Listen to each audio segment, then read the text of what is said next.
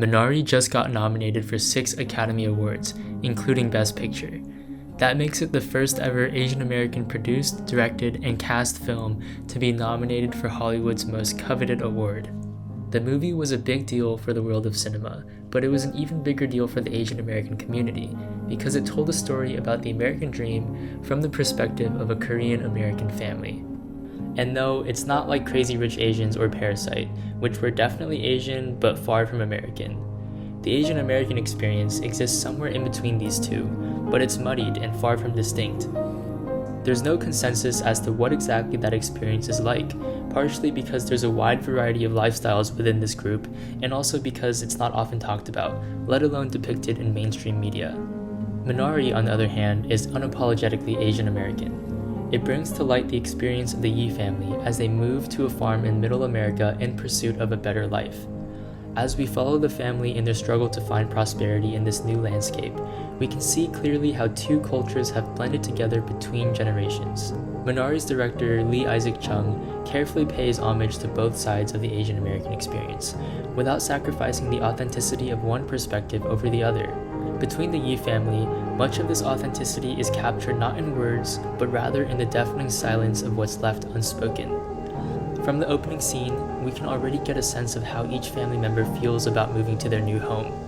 Monica stares at her surroundings a little bit too long each time she shifts her gaze, almost as if their very existence is offensive. As for the children, David and Anne, it's novelty overload. Everything is different, and all they can do is soak it in with their eyes wide open.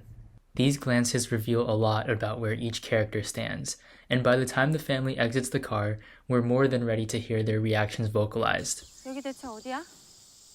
This is a hallmark of good filmmaking, of showing rather than telling, and building anticipation only to release that tension in one well-written line. Of course, Minari also reveals a lot about the characters through explicit dialogue. For instance, when Jacob describes the sense of familial duty rooted in Asian culture and shows us how it can stand in opposition to the rugged individualism of the American dream. What makes these moments feel truly authentic is everything between the lines. These hidden meanings are mostly captured through nonverbal acting and spot-on cultural references. One of the best examples of this is when the Yi family goes to church and meets a boy named Johnny for the first time. Without a word spoken, Johnny gives us a look that nearly every Asian American has experienced at some point in their childhood. It's the innocent scrutiny of someone who has never seen an Asian person up close before. In terms of family life, the Yi family is far from picture perfect. In his depiction of the family, director Chung embraces these shortcomings, choosing to showcase their bond through the resilience they share in the face of adversity. I also found the family's attitudes towards frugality and failure to be spot on. Early in the movie, Jacob tells his son an age-old proverb that's become synonymous with Asian culture. Never pay for anything you can get for free. The tooth fairy didn't come sadly because of quarantine. Oh, yeah, the tooth fairy is quarantined also. And towards the end of the film, he says something that captures the way many of us feel but never really say out loud. Even if I fail, I have to finish what I started. The dialogue in this movie is kept to a minimum. It's succinct, but each line is all the more powerful for it. Even then, much of what is communicated is not actually said, and that's where Minari hits the nail on the head in capturing the Asian American experience. As we watch the Yi family scrap together their future in light of hardship after hardship, we see their resilience through held-back tears and practiced composure. Like Minari, Asian culture is not often loud. In America, Asians are expected to be quiet and unproblematic, to live up to the model minority myth with relatively few complaints.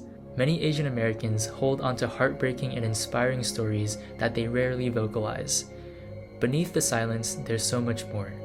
Minari beautifully unearths one such story through the quiet resilience of the Yi family, and in its silence, it speaks volumes.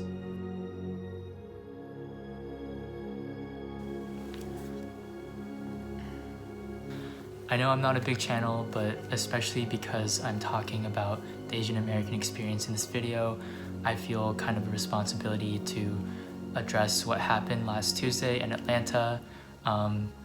Obviously, it's heartbreaking, the lives that were lost, and I personally haven't even processed everything fully. But if there's one thing that's for sure, it's that this was not an isolated incident that came out of nowhere. There's been a lot of tension building in our country, regarding Asian Americans and their place in it.